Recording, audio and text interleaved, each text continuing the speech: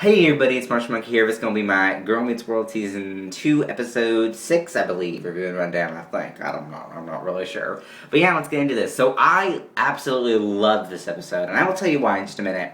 But it really has to revolve around all of Disney Channel, not just like Girl Meets World and all that it has to offer, even though it's an amazing show. It really is all of Disney, which I'll talk about in a second.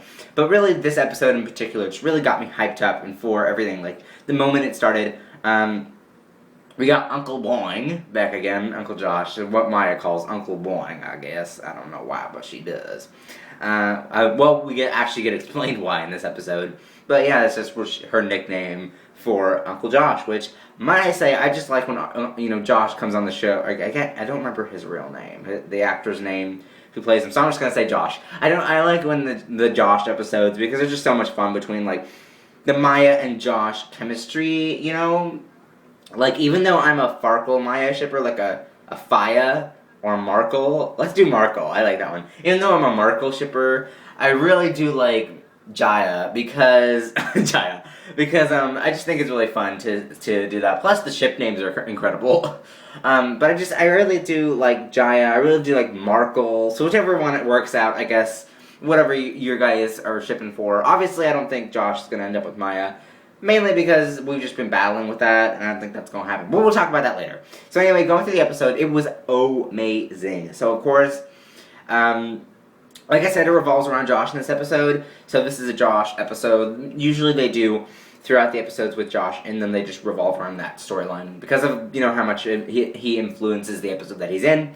So he goes through being, he's going to open his letter. He finds out he is staying in New York for the next 4 years. That's cray. And he finds out that he's getting into the college that he wants. So, yeah.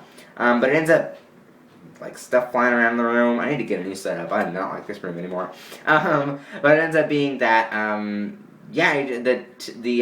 he goes up to a college party, and Maya and Riley hatch this plan to also go to that party as well.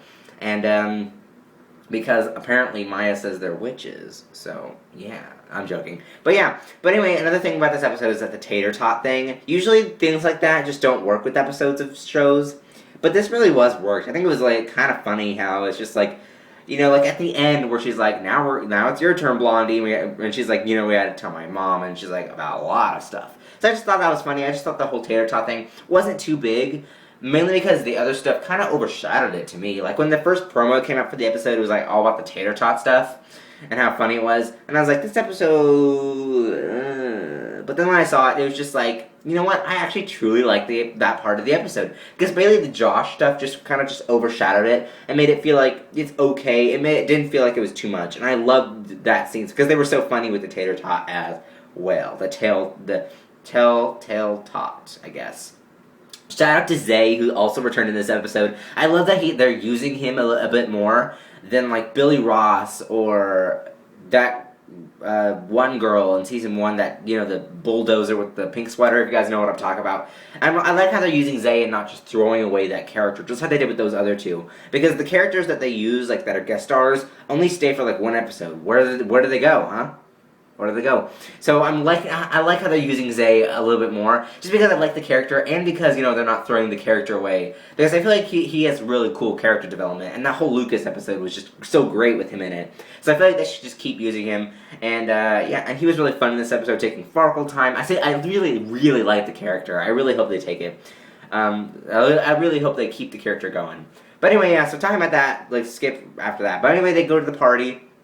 And it's a really fun thing. I love this funniness. She's like, okay, Riley, probably one of the goofiest goofballs ever. Rowan plays the character so perfectly. Like, going back to Spy Kids, she was fun in that, but, having a show is different than just one movie. So I feel like, over the course of time, her character's grown, and she's so great as an actress. I cannot, tell you how amazing that is to have her on the show. But anyway, so it goes to that. Like, in the episode, just the college people that carry her away. Game and you! And she just carry. I just love it. That was hilarious. I feel like that was just so funny. It was like, and, okay, so let's talk about my point now, but we're going to talk about that in a second. But it kind of revolves around that. It was just so funny. It was hilarious.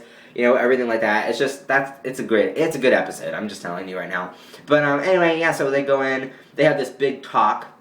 with two of the other girls that are there. I don't remember their names; they're not important. And Josh and the other guy. And there again, more funny moments and some really inspirational moments. And going back to Augie, I actually tweeted at the official Augie Twitter. If you guys know what I'm talking about, if you follow Mr. Oggs on Twitters. But yeah, Augie is just like an amazing character. Like Augie is Mataro. Is that how you say it? Mataro? Mataro?